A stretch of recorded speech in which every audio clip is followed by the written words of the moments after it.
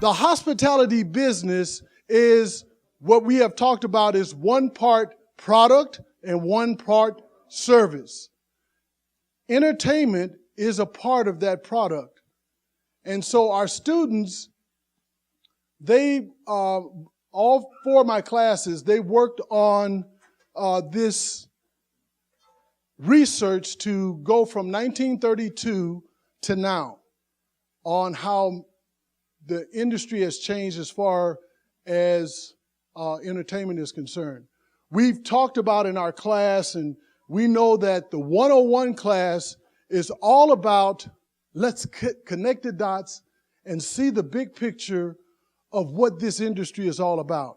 And then later from there, you go on into your culinary areas, the different fields that we have that we, as professors here, believe that we're the number one 2-year school in the nation for hospitality.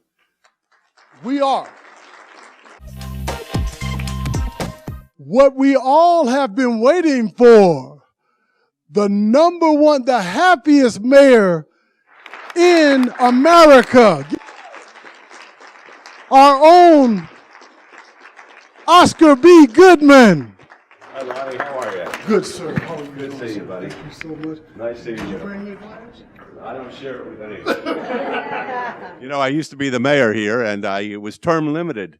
I served 3 4-year terms, and I wasn't able to run anymore, so I took a position with the Convention Authority. I have a great deal of admiration for the folks here. I think this is the greatest school in the Valley. There's no question about it. And everybody, you know what I love about CSN? I love the fact that the folks who attend here really want to learn. It's not an excuse to not work, because many of you already have jobs and you're just trying to better yourselves. And as I say, I take great pride in this institution. And it was a pleasure when Lonnie asked me to come here and say a couple of words. I said I certainly would, because Lonnie and myself, how many years did we go back? About 40 years together. Yeah, no, he's not joking. About 40 years together. He was a great athlete at the other school. Was it UNLV at the time or not? Nevada Southern. It was Nevada Southern, and they had, besides Lonnie as a great basketball player, they had a really great ball player by the name of Elbert Miller, who was a little All-American and brought great pride to our community here. Well, I left the mayor's job in 2011, made America history. I was the only mayor in the history of this country who swore in his spouse to succeed him. And after I swore Carolyn in, I went home and I realized for the first time in many, many years, because I had practiced criminal law representing alleged mobsters around here for years. For 35 years I did that, and mayor's job for 12 years. For the first time, if my math is good, in 47 years, I had no place to go. It's a horrible feeling. I didn't want to retire because I have a lot of energy, and I didn't know what I was going to do. I didn't want to stay at home, and the phone rang, and the Convention Authority called me, and they said, how would you like to be the brand? And I said, what does that mean? They say, every morning, we'll send 2 showgirls over to your home, and they will pick you up, and the first thing they'll do is make you a martini with Bombay Sapphire gin, and all you have to do is sell Las Vegas. I said, boy, that's the easiest sale in the world. And they formed a special position for me. I am now the chairman of what's called the Permanent Host Committee. You know, a lot of cities have host committees that they form on an ad hoc basis. If they want to bring in a particular event, they get people from the community to get together and they promote the event, and then everybody disappears and goes back to their ordinary life. But here, we're doing this full time, and I'll tell you why. We are the #1 tourism destination in the world.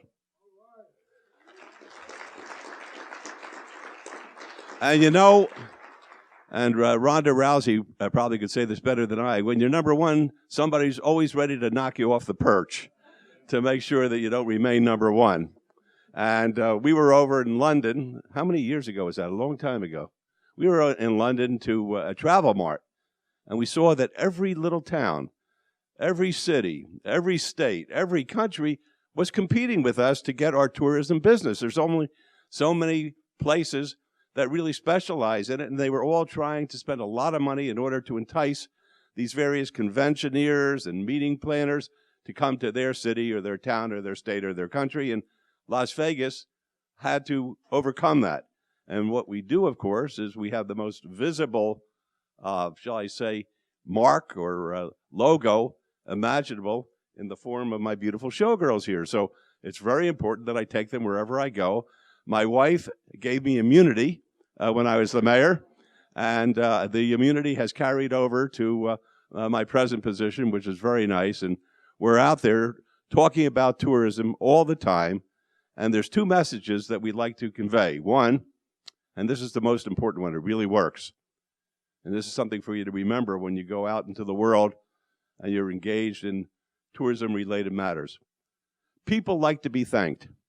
And the first thing I do when I go out is I thank the group, whomever we're speaking to, for choosing Las Vegas, because they have so many different choices. We thank them for being here. And it's remarkable. They appreciate being thanked.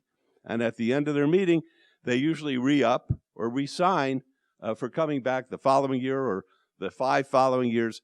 And many of them have said that the reason they do that is they felt appreciated, that they weren't being taken for granted. So that's number one. Number two, and this is where I need you, because it's very important that you buy into the truth, and that is, in order to preserve tourism, we actually preserve the quality of life that we enjoy here, because the money that we get from putting heads in beds, as they say, is the money that we use for our parks and our schools and our roads and the municipalities. So it's important that we protect that. About half the people in Southern Nevada are in a tourist-related employment position. It's a $55 billion a year business. That's billion, that's not million. And that provides us with the quality of life that we enjoy here. So I can't do it by myself every single day. I need help. And we're going to make an impassioned plea, the best I could do, for you to sign up and become an ambassador and to work with us with the host committee. It doesn't cost a cent. You get a lot of perks as a result of it. We provide different kinds of entertainment during the year to make sure that everybody who is helping us out is rewarded for it. And you go out and you volunteer to attend a meeting and to make people feel welcome. You go to the airport to greet a group. And it's those kind of things. But the main thing is you feel you're part of the community. So with that, Lonnie, I'm happy to answer any questions that the class has. Does anybody have any questions? You're all smart students. Well, if you don't have any questions, I'll start drinking. And you see the way I drink. This is not a stupid olive in here. This is a real jalapeno pepper. Yes, and that's what I do. And when you drink your martinis, please ask for a jalapeno pepper because it's amazing. I'm going to give you a lesson now on jalapeno peppers. In the martini, when you have a jalapeno pepper, when you drink down to here, it's mellow. It's really very, very cool. It's a great drink. When you drink from here to here, you begin to lose the sensation in your fingers and your toes, and that's when you call upon the designated driver. It's when you hit the halfway mark here. Yes?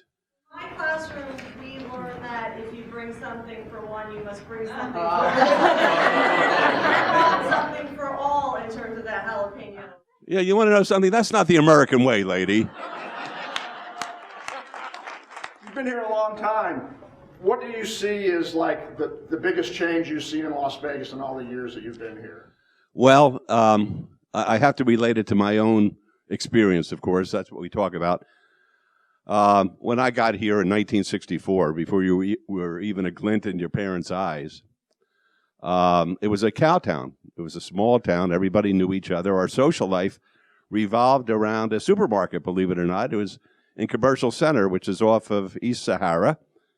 And people would go to the supermarket on Saturday and Sunday, and you would see the doctors, and you'd see the coaches, and you'd see the reputed mobsters, and senators. Everybody was there, and everybody knew each other in those days.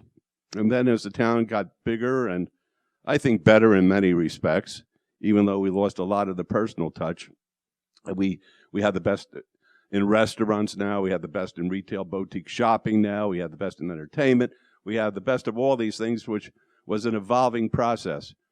But when I was elected in 1999, the downtown of Las Vegas was really in a state of malaise. There just was no energy. It was lethargic. And I, as a criminal lawyer, would travel around the country, and I would go into these major cities, and I would see the inner city look like rubble. And I didn't want to see that happen in Las Vegas, and it was beginning to go that way. So I promised myself that I would try to do my best to create some kind of a renaissance here to bring vitality into the downtown. And if I felt that I did any good at all, it was that, to really make the downtown a place that was vibrant, and every single day something new pops up there, and it's all positive stuff. And there's no negativity down there, and I think that that is really going to be the very vibrant inner core of our community here, and we're already feeling it with our visitors. Many of them want to come downtown. The hotels are doing very, very well there. There was a time I wouldn't enter some of those downtown hotel casinos for fear of getting a secondary lung disease. But now they've all put money into them. They fixed them up. It really is, it's great to see the vitality down there. Tony Shea coming by and making his contribution, all the little pop-ups that are taking place all over. So on the western side of the tracks, we finally have great culture with the Smith Center Performing Arts. We're at the beginning of great medicine, which will be a tourism magnet, because the Ruvo Cleveland Clinic Brain Institute is something very, very special, and people from all over the world are taking note of it. And we have all these wonderful things that are taking place. So one of the things that we offer is membership as an ambassador with the host committee. That's a good way to start, because we'll get you involved with community activities and affairs and the like. And there's so many programs in Las Vegas that offer internships, which is a wonderful way to get involved and to find out what a community is all about. And you could use this as a stepping stone. It's great on a resume. And I know the city of Las Vegas has several programs like that. The Convention Authority hires interns during the summertime.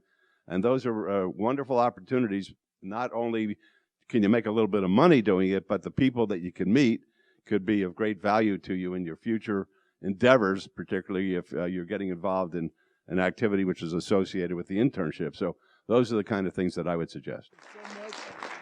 Thank you so much. Thank you. We should really stand and give him a big hand, you guys. Come on. Thank you so much, Mayor. Thank you.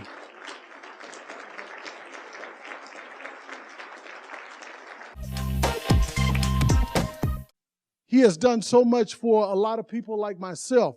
I worked at SIG's marketing company years ago. It was R&R Advertising then. And just sitting around watching the people come and go. I mean, they were the movers and shakers of this town. And they all came to see SIG.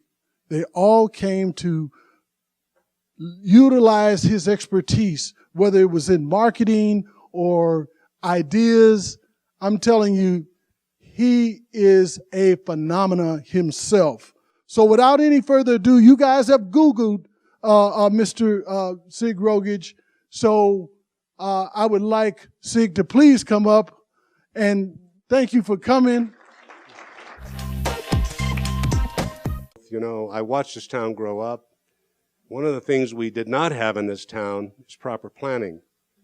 If you look at it, in the old days, if you look at the surface streets in a big city like this, and we're a melting pot, by the way, Las Vegas, I give speeches and I tell people that Las Vegas is a lot like Pittsburgh. I use that as an example because Pittsburgh had less formally educated people that worked there as coal miners, you know, and in the steel mills. They made good livings and they took their money and they put their kids through college because they didn't want them to have to do the same thing. We're similar to that. Families come here and they work in the culinary trades and they make good livings and they help their kids go to school. So I think we're kind of that melting pot atmosphere here in Las Vegas. Along the way, we had a lot of corruption here in government. That's why you see the surface streets, Sahara, Tropicana, Flamingo, just as examples. having built right up to the sidewalk. So we have no room to widen the streets. We have no bus lanes. How many people have been behind a bus in that right-hand lane? Have you ever been to cities where that happens? It doesn't happen. You go to Phoenix or Denver, other places, it's all taken care of because they planned it properly. Here, they gave variances. They let people build right up to the property line. I think it was a system of bad government for many, many years, and we're paying the price for it. So what do you do as we grow? We're going to be 2.5 million people before you know it. Another 10 or 12 years will be 3 million people in the valley. Imagine. So what do you do when you want to get across town? They're going to have to build second ramps on these surface streets. You know, who would have thought that? We shouldn't have to do it, but it comes because we did not have good planning. So for all of you, when you read the paper about planning commissions and city councils and county governments and the governor's office and senator's office and the things they're doing in the town, pay attention. Ask yourself if it's good planning. When you read about someone building mini warehouses on a corner of a major intersection right up on the corner on the sidewalk, and then do something about it. One thing you can pay attention to is the fact that gaming is the fourth provider of revenue for our community. It's room, food, beverage, and retail. You know, it's ahead of gaming. And so what does that tell you? People come here to shop and eat and drink and enjoy the atmosphere. A lot of things are going to happen here in the next year in this city. The convention center is going to demolish the Riviera Hotel.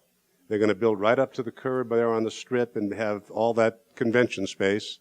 And so that's a significant thing. In the next year, 2016, Las Vegas has the final presidential debate for the world to see. Now imagine what that means to our city. I used to market this town when I owned R&R Advertising. We did all the commercials for the convention center. The company still does. But to have that name, they call it a dateline, to have the name Las Vegas in every newspaper on the planet and every television station, to be mentioned on every radio broadcast, for a city that spends hundreds of millions of dollars just to get its name before the public, look how important that is to our city. So you all should think about how you can participate in this thing called the presidential debate. It's coming up. There'll be forums. I've been dealing with Time Warner recently to try to get them enthused about coming here, and they're going to, Time Magazine, because I think it's important to our town.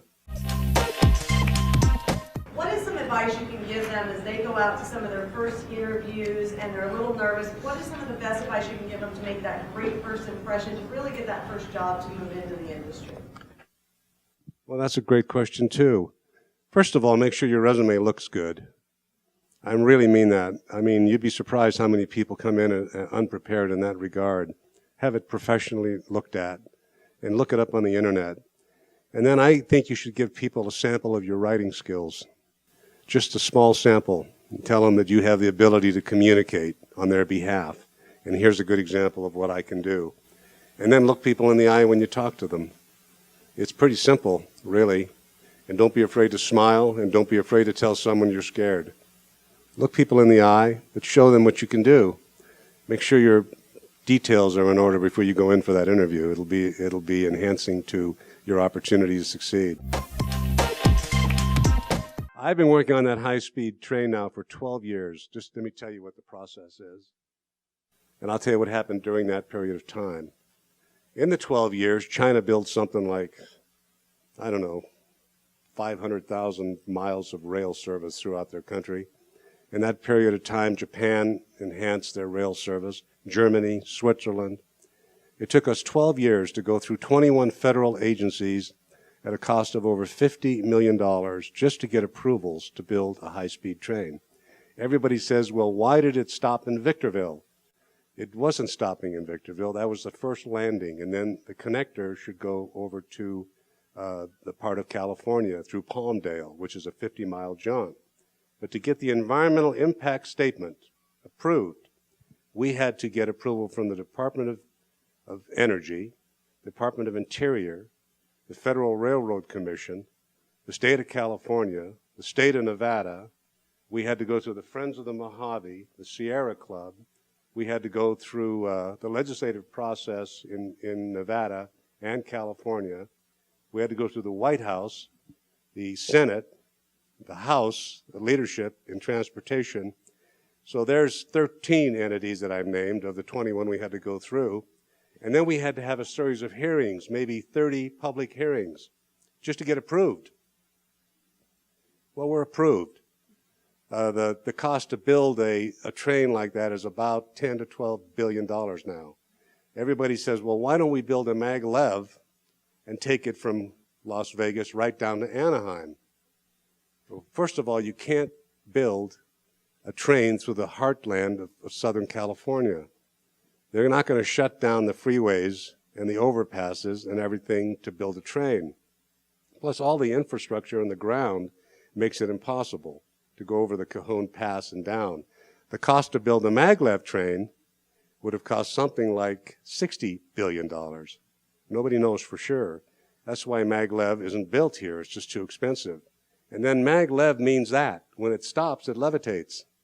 Magnets keep it, they levitate. That's electricity. The cost of running it is extraordinary.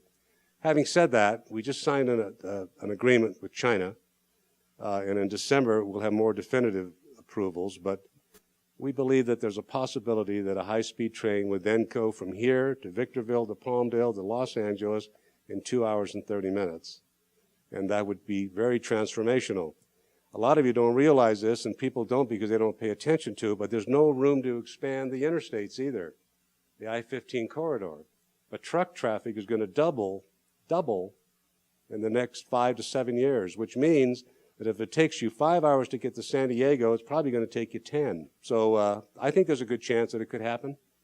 We're cautiously optimistic, but we've come farther than anyone has ever come before. This will be the first high-speed train in the history of this country. And then, by the way, someone says, well, why don't you travel 300 miles an hour? The efficiencies, just so you know it, if it cost you 10 cents a kilowatt, just random numbers, to run it at 190 miles an hour, to go from 190 to 200 miles an hour, cost you 40 cents. So there's no efficiency in getting that extra 10 miles an hour, and you don't really save time. That's why the average train speed across the world, average, is about 190 miles an hour. And then you can only travel so fast, So that's all that's a summation, a quick synopsis of where we are with the high-speed train. Mother. Young lady, how are you?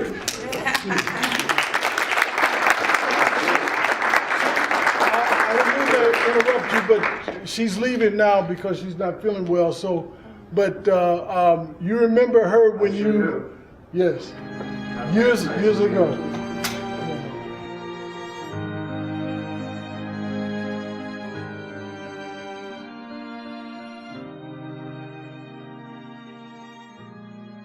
I want to share with you a young lady that is a student here that has performed for years, but I'm going to let her talk to you about that.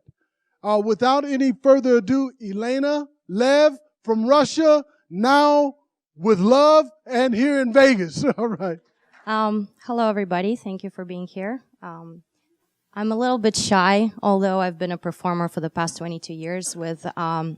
I come from Russia, Moscow. I joined Cirque du Soleil when I was 12, and I started touring the world, starting from Canada and all over North America, Europe, Asia, all over the place. So I'm originally a rhythmic gymnast, and my parents were my coaches, and I've created a solo act with hula hoop and contortion, and I've traveled around the world. I've been a performer for 22 years. My career's been great, and it's been successful. I'm kind of known around the world in what I do and in great companies. Cirque du Soleil, you all know it has 8 shows. I'm personally been a part of 6 total. 4 of them were touring, and 2 of them were one in Madison Square Garden, New York, and one that's located here, which is Humanity. I don't know if some of you have seen it. It's a little burlesque, but amazing show.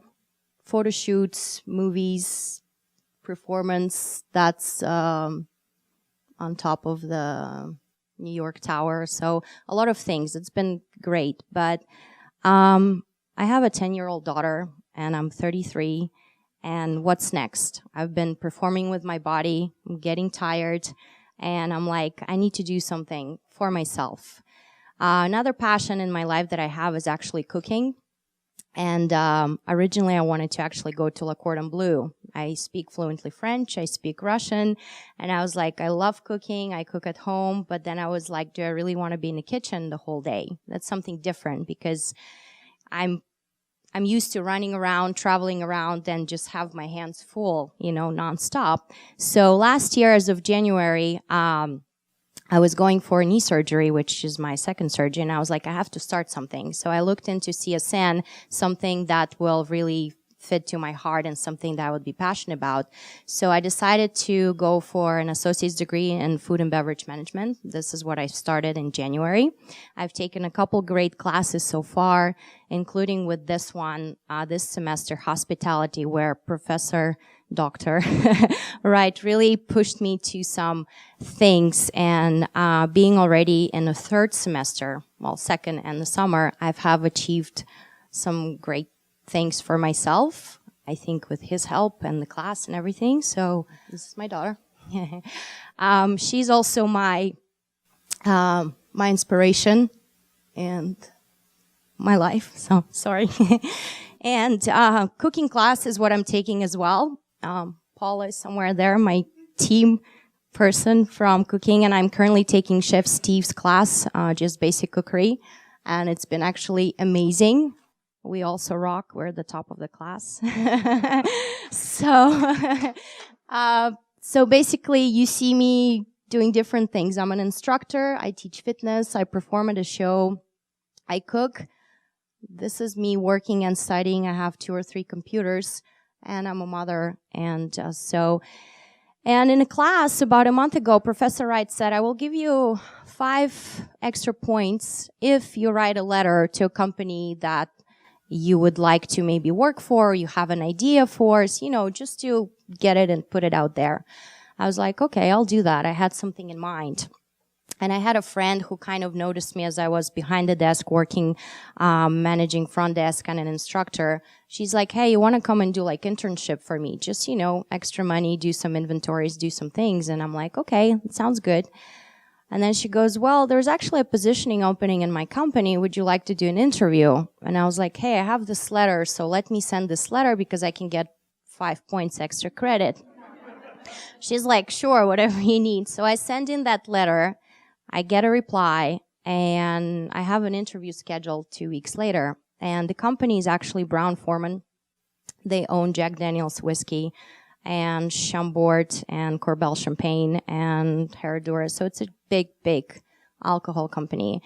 And the company that works for them is called The Hive. Basically, we operate and market and everything for Brown-Forman. So I got to have an interview with 2 of the Brown-Forman directors here in Las Vegas. One manages MGM Groups, one manages Hakkasan, Caesar Palace. It's a lot of information in the past month. So I did the interview, and a half an hour later, the guy calls me and he says, you got a job. So,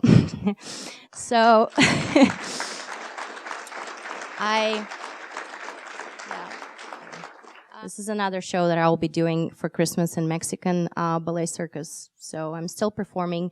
So basically, I became a market manager for The Hive who works for Brown-Forman. And right now it's been a month. I celebrated my month. Instead of 5 extra credits, I got 15 points. Yay.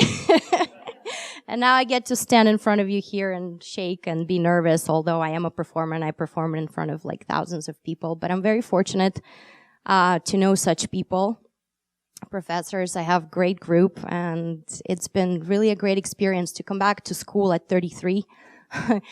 Being a mom, work full job, and I graduated in French, Canadian, and Russian. So it was hard. I didn't know what to expect, but so far it's been really welcoming and really warm, and I think it's amazing. This is what I do now on a daily basis. I get to taste whiskey, talk about whiskey, teach whiskey, and meet, I visit about 2-3 casinos every day and meet the managers and market managers and get to promote mostly Jack Daniel's and do a lot of events. And so it's been a great experience. And right now I'll just show you a little video because Mr. Wright, Professor Wright insisted. So you get to see a little bit of entertainment. And thank you very much.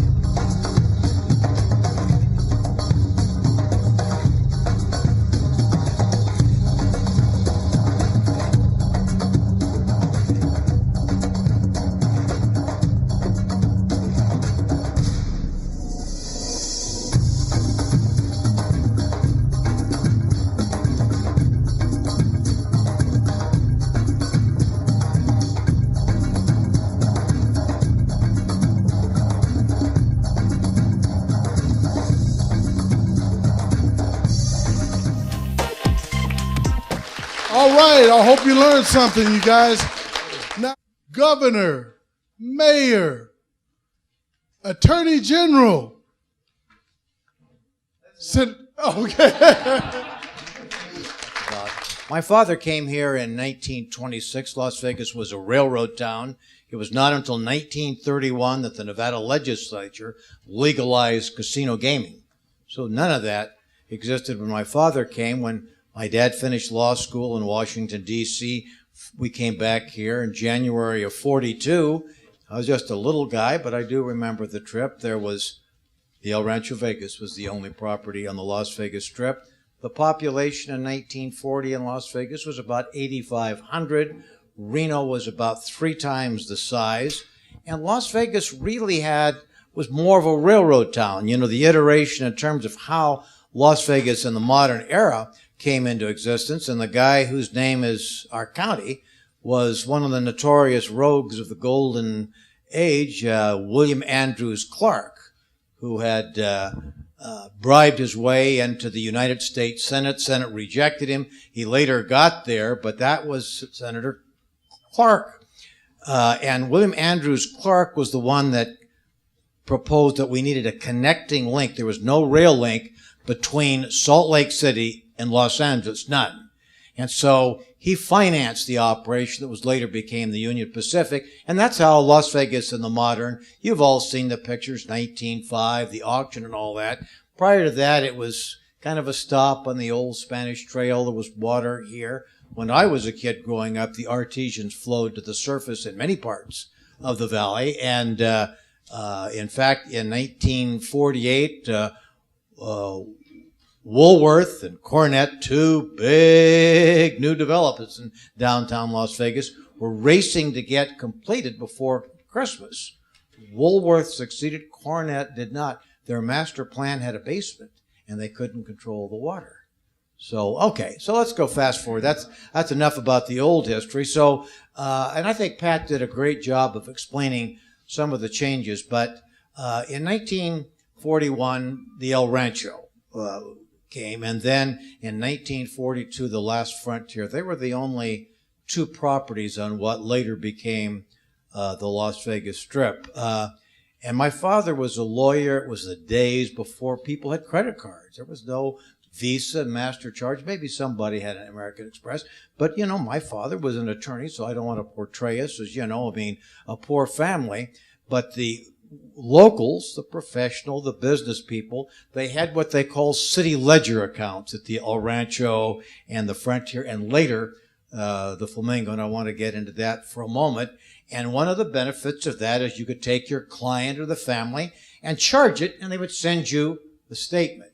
Now, as a kid, I wasn't thinking about client or charging anything, but as a member of his family, we had swimming privileges. So I swam at the El Rancho, the Last Frontier. This is long before people had, you know, pools. And I remember when the Flamingo opened up, that was still one of the great pools in Satan. Going out there to the Flamingo was really a... So what happened? I mean, the war ends in 1945, and the concern was that Las Vegas would be the same sleepy town it was before World War II. 2 big events that today would have been considered catastrophic. Nellis, as we know it today, the Las Vegas Army, it closed. End of the war, closed. BMI, basic magnesium, which led to Henderson's formation. All of those old plants closed even before the war. So this kind of looks like, wow, 2 strikes, 1 more, we're out. But certain things had changed, and Pat has done an extraordinary job with the LVCVA. A few things were changing. People had a lot of money after World War II. You couldn't buy an automobile. You couldn't travel. People were getting overtime, so there was affluence. We're talking not just about the so-called 1%ers, but we're saying most Americans had been working, and a couple of things happened. One, the work week. When my father was a lawyer practicing, the courthouse was open on Saturday. So the work week was 5.5 days a week. Shortly after the war ended, the work week became 5 days. That meant you could drive up from L.A., spend Friday night here, Saturday night here, and there were other things that occurred. All of a sudden, airline travel became more commonplace. Now, in the 1940s, we didn't have a whole lot of air travel. Automobiles, a little better. And lo and behold, the combination of the shorter work week, the fact that there was a greater affluence, and the fact that Las Vegas had begun to establish a dateline. All of those early performers. Liberace performed during the 40s. Sophie Tucker, the last of the Red Hot Mamas, and Jimmy Durante, and those performers. And so before all of you who are decades younger than I talked about entertainment concerts, they didn't have those. So entertainers came and made big money, for performing. Sometimes they performed as many as 2 or 3 shows. Always a dinner show, a late night show. Well, today, these big stars that we have can make more money in one big concert than they could have made in a 6-week tour. So Las Vegas really began to get this, the entertainment capital of the world. And we struggled in those early years because there was a Las Vegas, New Mexico. And believe it or not, there was some confusion about which Las Vegas are we talking about. But gradually, we kind of made some inroads. And then the Flamingo opened. Now, Bugsy Siegel didn't start the Flamingo. Write that down. Enter that pad. That is absolutely, in the idiom of the street, bull. He didn't start it. He didn't start it. A guy by the name of Billy Wilkerson, who had the Hollywood Reporter. He was the guy. He had a lot of places in California. He saw an opportunity to build the Flamingo, which was totally different than the El Rancho and the Frontier. Now, let me say, we talk a lot how smart people are with themed resorts. Let me pop that bubble. The El Rancho and the Last Frontier were themed resorts. They were Western. The theme of the Last Frontier was the Old West in modern splendor. The car parkers, the waitresses, the cocktail servers, all of these were Western attire. So it was kind of a Western theme. But the Flamingo was like it's right out of Miami Beach. Art Deco. Those pools that I talk about when I was a little kid were always in front of the hotel, so you faced the highway. The Flamingo had this beautiful landscaping and the pool set in the center. And all of a sudden, Bugsy Siegel, they muscled Billy out. There's no question about that. And when it opened, it was big cost overrun, and Bugsy Siegel had an accelerated demise, let's put it that way. About the same time, there were reform movements in most of the cities in America that had illegal gaming. You had places like Steubenville, Hot Springs, Arkansas, even a Boise, Idaho, Steubenville. And so in my youth, by the time I was getting ready to go into high school, these places had been shut down. In other words, the way they operated historically before the war and during the first years during the war were in effect, look, it's illegal. The local sheriff, the local mayor, look, it's election time. We got to raid the place. So all you can be thrown in jail, but you get out in a few days and start it back up. Well, that ended. And so the people that knew how to run those games came to Las Vegas, many of whom their children were contemporary of mine. And the deal in Vegas was kind of an unwritten compact. We're not going to ask you a whole lot about your background. It's what you do here. Now, we later learned that a lot of them had mob connections, no question. By the time I was Attorney General, we were moving to try to get rid of it. There's no question there were some mob connections. But by and large, in general, they behaved themselves in Las Vegas. Another myth. Write this down. The mob ran the town. Bullshit, too. The mob gave a rat's petunia about who ran the town. Just leave us alone. Just leave us alone. Let us do our thing. And we've all heard the expression, the gaming expression, cover your bets. So if you had 2 candidates that looked like they were real candidates, the gaming industry would contribute to both, cover the bets. By the time my father became Justice of the Peace in 1958, I mean, the Strip was booming, and it was fun. The industry grew, and it prospered, and did very, very well. And then probably about Paul Laxalt was governor. And two things occurred that changed it forever. One, Laxalt initiated legislation to authorize corporate gaming. Now, what the hell does that mean? Before corporate gaming, every individual, everybody with the room temperature IQ had to be investigated and approved by the Gaming Control Board and the Gaming Commission. Everyone. Whether you had a 10-cent interest, some hyperbole in that. Well, obviously, you know, corporate America, I mean, where you've got tens of thousands, that wouldn't work. And so Laxalt, there was a lot of criticism and uncertainty about it, but that was ultimately approved by the time I was elected to the Assembly in 1969. We're putting on the finishing touches on that.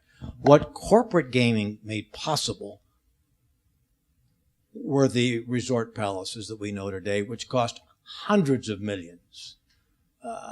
You couldn't do that if you didn't have the ability, you know, to raise that kind of capital. So that's the Las Vegas Strip as we see it today would not exist. Second thing that Laxalt did, and unless you think I'm being partisan, I'm a big Democrat. But the second thing that Laxalt did, which affects all of you, Laxalt was interested in creating a community college system. And he deserves credit for that. You know, if I were here to offer criticism of Paul, who's very ill today, I could do that too, but that's not the forum. Laxalt deserves credit for that, and that's the origin of where you're all enrolled today. And it was an extraordinary movement and development. There was, when I graduated from Las Vegas High School in 1955, there was no UNLV. There was no Nevada Southern. What was occurring down here was the Southern Regional Branch of the University of Nevada. And the only office existed, for those of you that know anything about the old Las Vegas High School, in Frazier Hall. And there was a little office of the Southern Regional Branch of the University of Nevada. Well, you know what's happened. I mean, today, extraordinary growth, and, you know, this college is the largest of the entire university system by far, by far. And that's where I think I want to talk a little bit about opportunity in you, because you're in a field that's growing rapidly, the hospitality industry. Pat shared a statistic for you. Let me emphasize that again. When I was growing up in those early days as a kid, and even when I was in high school and college, the gaming industry, the rooms and all of that were amenities. They were not a revenue stream, not a revenue stream. We talked in the old days about the power of the pen. That's somebody in the gaming pit who had the ability to give you the full comp, R-F&B, room, food, and beverage. And so, you know, they gave the rooms away virtually. The Green Eye Shade crew came in. You know those. These are the folks, the numbers guys. And that occurred when it went corporate. And they're saying to themselves, why the hell are we giving these rooms away? That's a revenue stream for us. And all of a sudden, that did become a revenue stream. And then,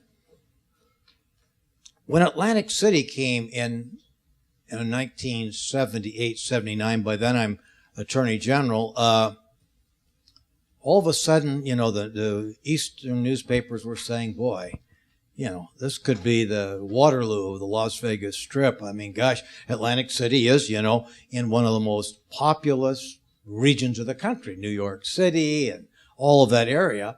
And so there was a real concern. And then the industry began to reinvent itself. And this is where the private sector gets a lot of credit. Pat's statistic is right. About 35% of the revenue today comes from gaming. But you know what's happened.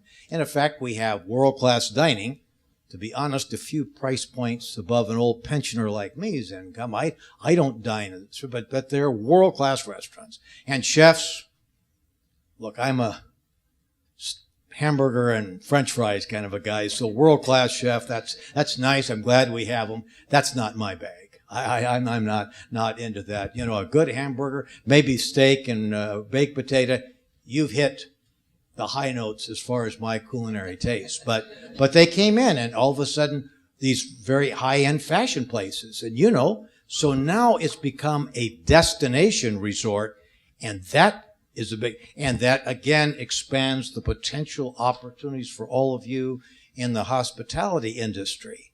And it is fortuitous that they did that, because Atlantic City was the first. But what really began is all of a sudden we now have gaming in one form or another. Many casino gaming in 48 of the 50 states. Only Utah and Hawaii have no gaming. So, IGRA, the Indian Gaming Regulatory Act, all of a sudden a lawsuit was filed, and the court ruled that the states did not have control of gaming activities on the reservation. So there is a huge gap. Who's going to regulate? And the Congress, by then I'm governor, the Congress is going to regulate Indian gaming. And they did in a way which you can agree or disagree with. So all of a sudden, Indian gaming is widespread. And so there were some impacts. The Strip, because it's reinventing itself, not hurt all that much. Reno hurt badly. Downtown Vegas hurt. Laughlin, because look, if your cup of tea is spend a couple of days, gamble to your heart's content, have a nice room, get the kind of meal that I'm talking about, steak and baked potato and that sort of thing, you don't have to come to Las Vegas for that. And particularly in northern Nevada, we're crossing the Sierra in the wintertime. And so those casinos bled a lot. And so Laughlin hasn't grown much. And downtown Las Vegas was hurt badly. Reno particularly hard. And again, you know, it looks to me like, and Pat pointed out, downtown Las Vegas has had a resurgence where the Strip revenues have been down for the last reportable quarter or month, downtown Vegas. So the industry is constantly changing and evolving, and it's an industry that I think has great potential, but it will change again. There's just no question about it. Well, Las Vegas is a different place, and it's transformed dramatically over the decades. Now, so let me go back a little bit and explain the Las Vegas that you would never have known. You can go all the way back to the beginning when we were just a small valley, and Las Vegas, meaning the Meadows, attracted some population other than the Native Americans that were living in the area. We attracted some from Utah, from the LDS community, and the fort was built there.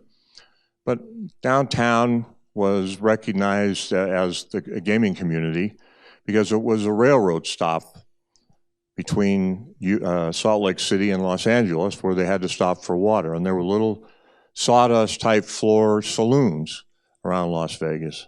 And it wasn't Las Vegas at that time. Its name, we're in Clark County, and Clark County is named such because it was founded by a former U.S. Senator, not of Nevada, but of Montana. He also was chronologized as perhaps one of the most corrupt U.S. senators in history. But he and his brother founded the township that became Las Vegas. Now, I came here in the mid-1950s.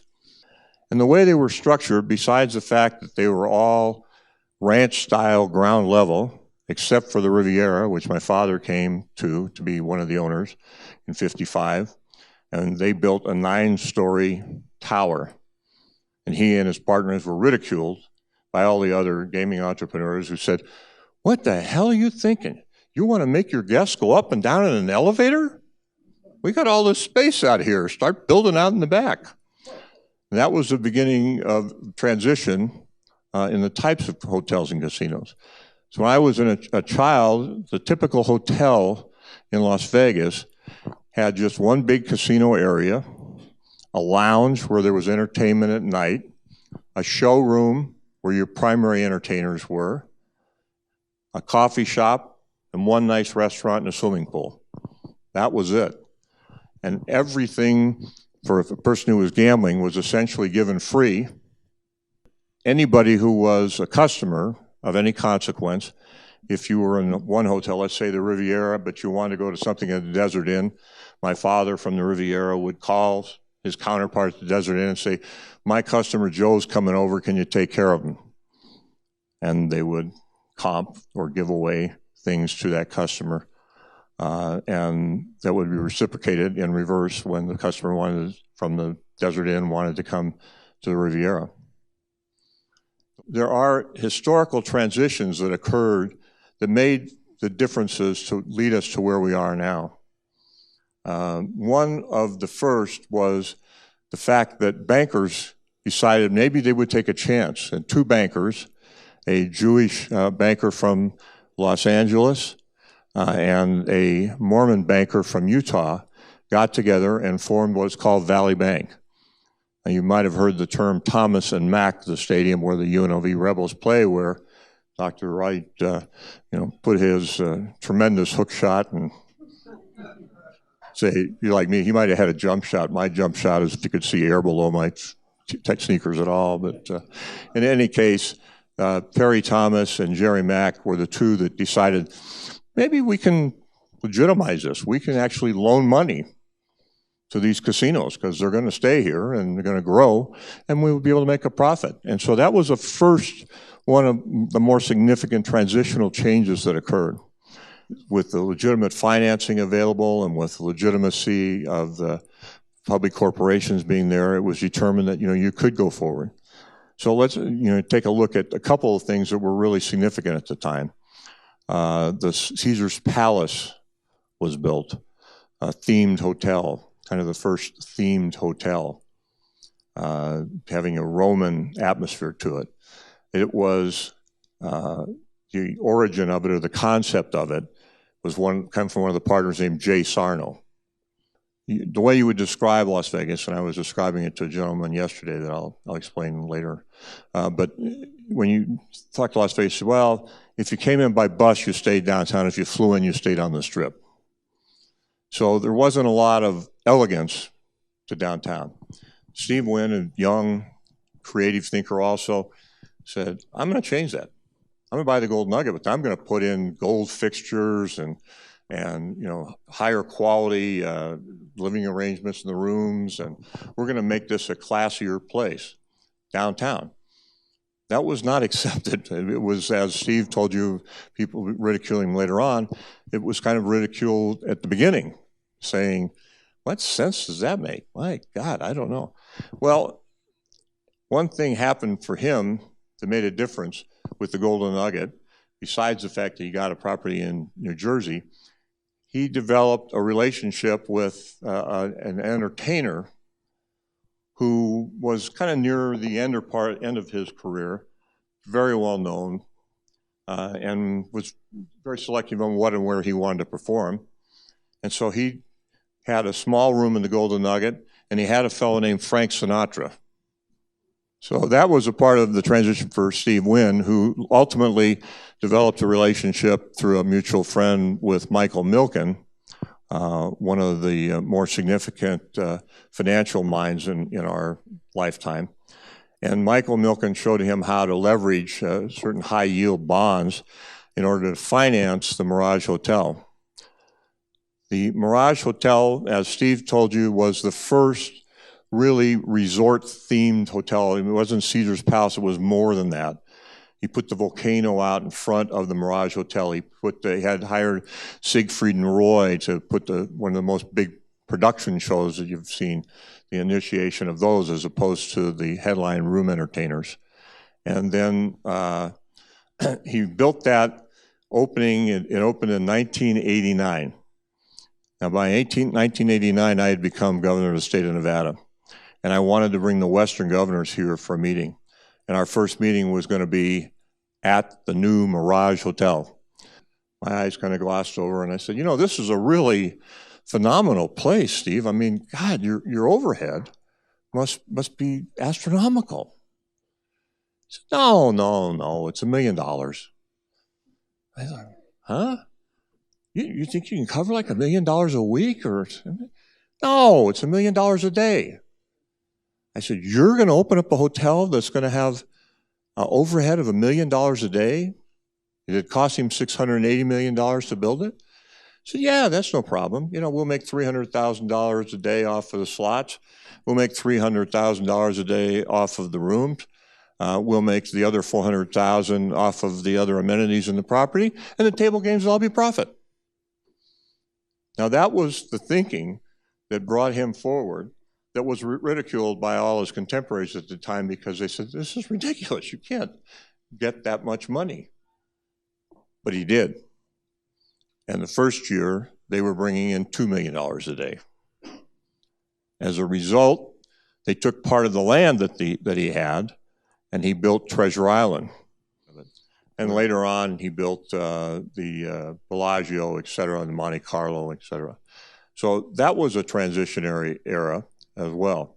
But because of the need for financing at a much higher level as other properties began to be built, they went to financial considerations as, how are we going to get this much money? And so they became publicly traded companies. But you can consider the community that we lived in at that time. The economic opportunities revolved around it was almost our only industry, not only our primary industry, but almost our only industry. And so a lot of the women considered whether they could be dancers or be in the show, et cetera.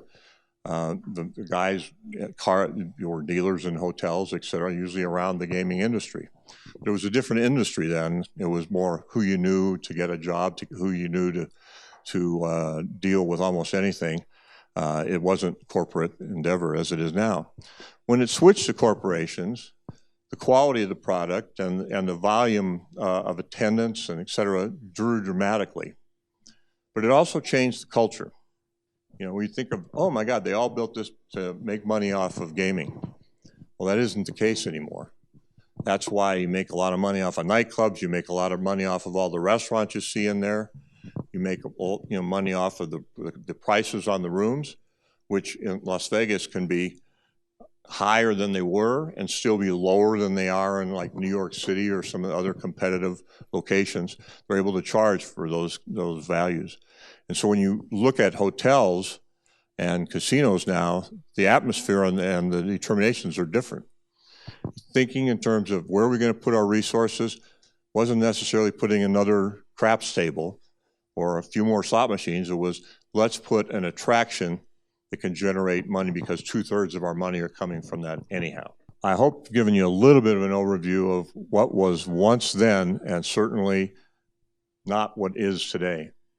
But what you need to understand is that one common denominator always existed and does exist, and that is how you treat the customers, how you make them feel welcome.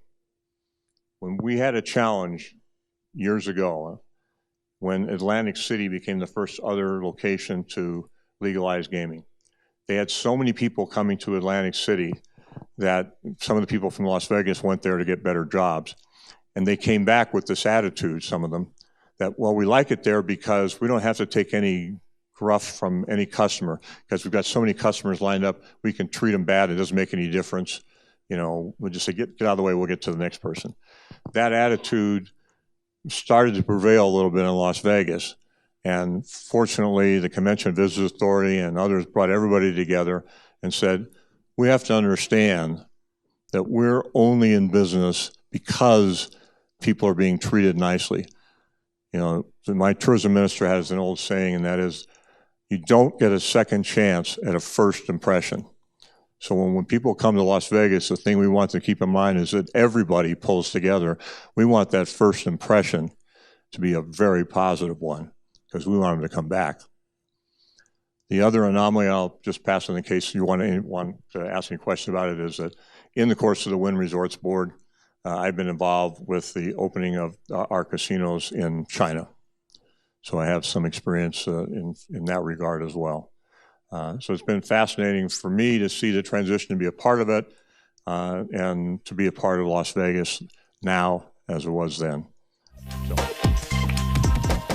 I'm going to try to give you a brief rundown of kind of what Nevada gaming regulation is all about, but I'll try to get through a lot of this to give you some idea of what we in Nevada did and built as a regulatory structure, how important that is, and some of the key concepts that make gaming regulation in Nevada the model that's used throughout the world for effective regulation.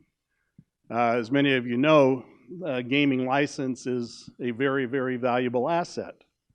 But unlike many assets, it can't be sold.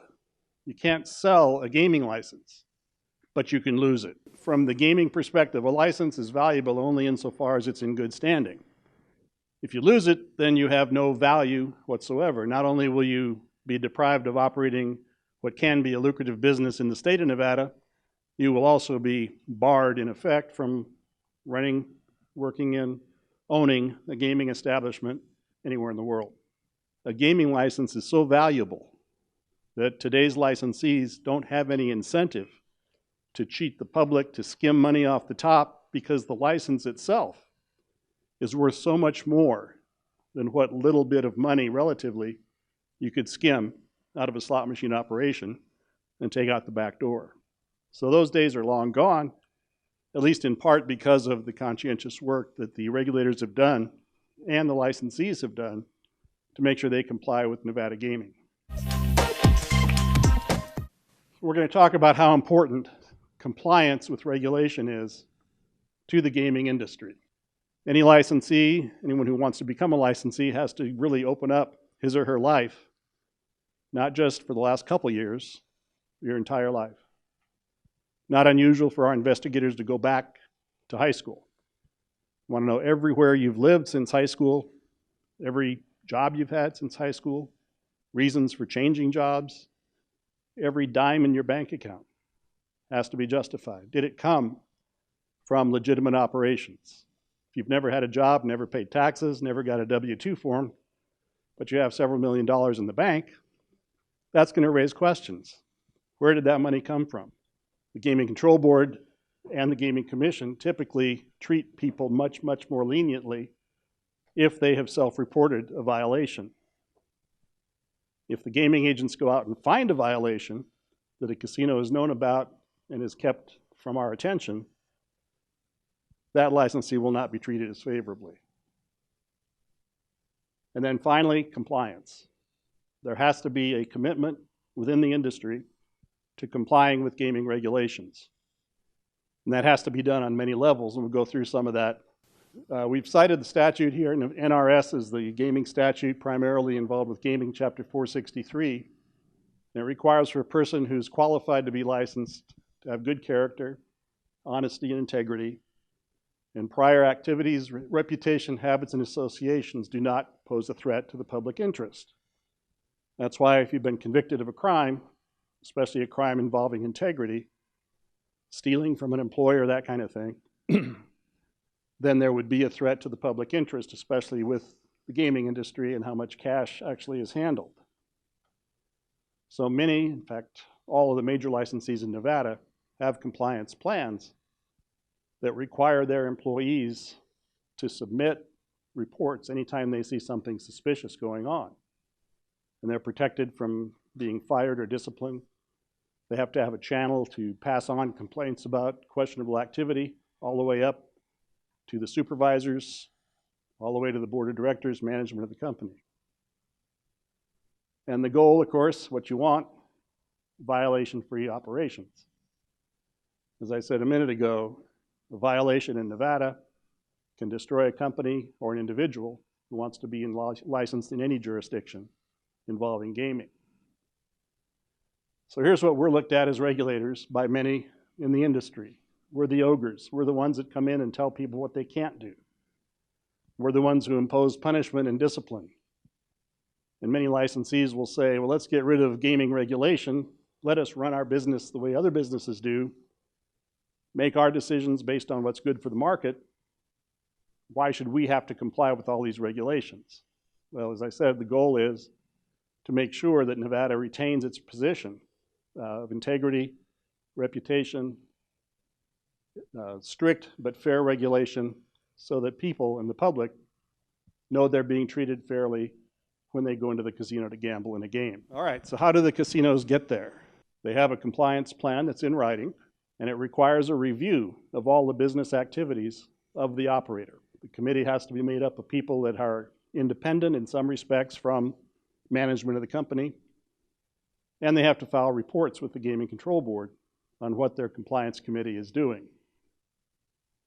They have to look at any material transaction. It can be a purchase, it can be a financing, new loans. Officers, directors, key employees, consultants, and lobbyists all have to be reviewed to make sure their background is suitable for the casino operations. Some of the sadder chapters in Nevada gaming was where there were some suppliers of things like sheets and linens who were paying kickbacks to some of the gaming company employees, and therefore getting into business that way. It's a very common thing that you don't have cheating on the gaming floor, but you have cheating by outsiders trying to get more business, willing to pay people within the company to favor that company. Once you have a plan, you implement the plan. You're required to have meetings, agendas, minutes, report on action items, examine conflicts of interest. Companies have to have a code of ethics, chain of command for reporting, review material contracts and hires, and make sure all the departments in the property are complying as well. Are the internal controls adequate? Is implementation effective? Is information collected and distributed appropriately? Hard Rock fell short on all of those factors in this particular case. Their internal controls did not evaluate whether or not the advertising campaign was too risque or violation of Nevada's morals before the billboards went up. They didn't implement their compliance plan, and they didn't distribute the information appropriately to upper level management so they could be sure that management was in control and not the advertising department. So typically, what we see on the regulatory side, there would be insufficient documentation that particular decisions have been reviewed before implementation, and then there might be company-specific items that aren't addressed. So it's nothing wrong with being edgy, with the Hard Rock being an edgy property, trying to appeal to a certain level of customer. But there should be ways to cover that to protect the public so the regulators are comfortable that whatever compliance activities are being followed have specific relevance to that location.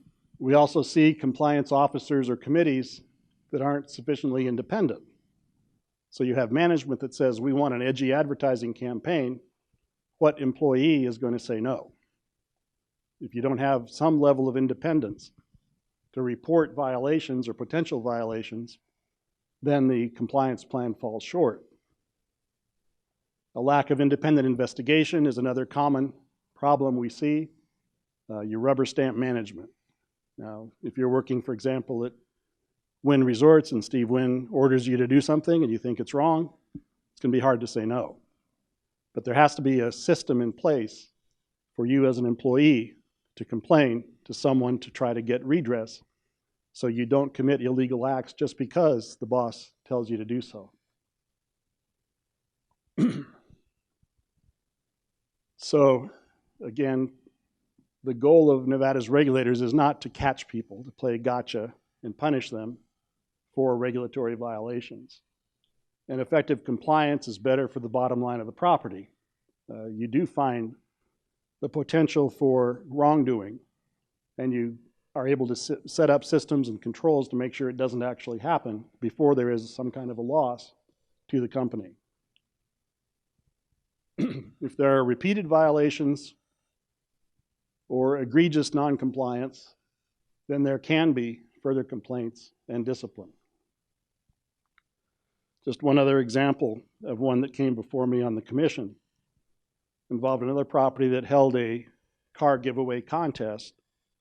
They brought in all their high rollers from all over the country, and the end of the weekend junket, there was going to be a raffle, a drawing for a brand new Mercedes. They had one of their particular high roller gamblers who'd come to town as part of that junket, had lost tremendous amounts of money at the tables over the course of the weekend. The host who brought that particular customer in felt bad for his customer and figured there was some way he had to make it up to him. So he rigged the raffle drawing. And the winning ticket was pulled, and sure enough, it's the high roller who had lost a ton of money during the weekend.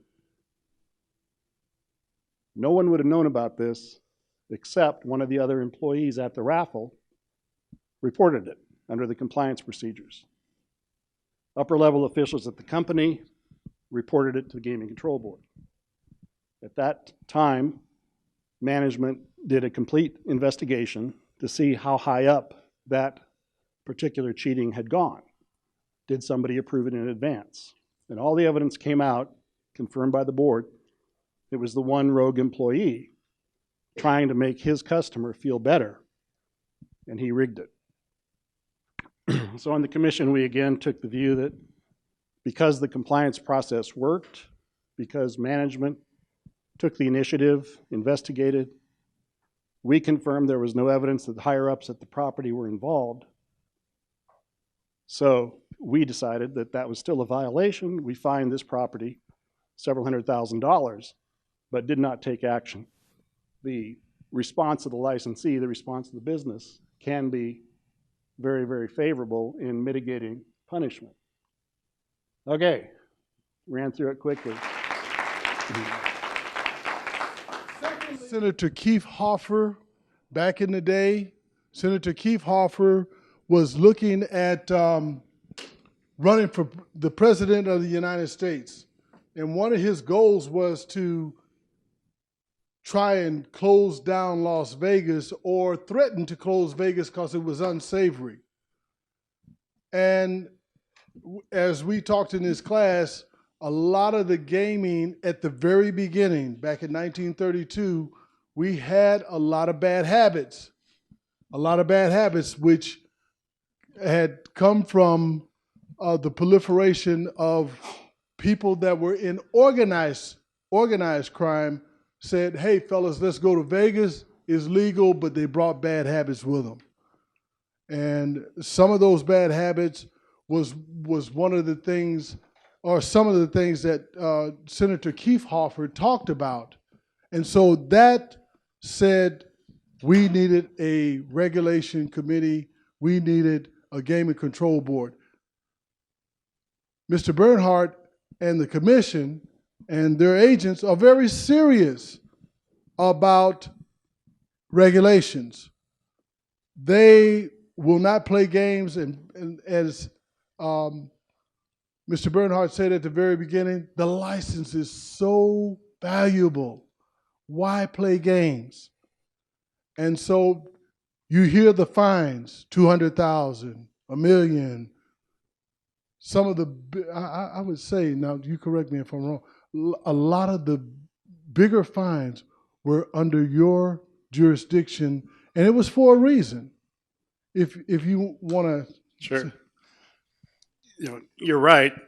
The largest fine that we imposed was on the Mirage, Bellagio, where there are requirements that what are called CTRs, currency transaction reports, have to be filed. Anytime there is transactions of $10,000 or more in cash during a single calendar day. And that's part of the federal government's requirements to fight money laundering, drug trafficking, a lot of cash there that has to be laundered and turned into clean money. So the Bellagio had procedures for making sure those CTRs were filed. Well, their employee did not file them. Everyone did everything right until they sent it to the person charged with cataloging and sending the CTRs to the federal government. He got overwhelmed with his job. There were so many of these documents. They piled up in his office. He had boxes and boxes of CTRs dating back several years that had not been submitted. Now, our view of that was an incredibly serious violation, not just because the employee was not able to do his job, but the employer did not give the employee adequate support, and the employer did not have internal auditing procedures set up to confirm that CTRs had been sent to the federal government. So we ended up fining Bellagio, I think it was $5 million for that. A lot of people felt that was a pretty minor violation for that kind of a fine. But if you don't submit required reports to the federal government says the gaming industry can't control itself, we're going to shut it down. The entire industry could have been shut down because that one employee was overwhelmed. Well, you know, there are many anecdotes that Mr. Bernhardt can talk to us about. I know a lot of our students have to go to another class. Again, give Mr. Bernhardt a big hand. And I want to say this: to get Mr. Bernhardt to come out and speak to you, he has a very busy schedule. So I am just so grateful for you coming by and remembering our 50 years of friendship. Those of you that are thinking about taking gaming classes, the gaming program is no joke. It is really just as serious, and they impart so many serious things about protection of the game, people cheating, dealers. I mean, it is very viable, and it's a program that we really need to bolster for this industry. So again, class, thank you so much for coming. I really appreciate you.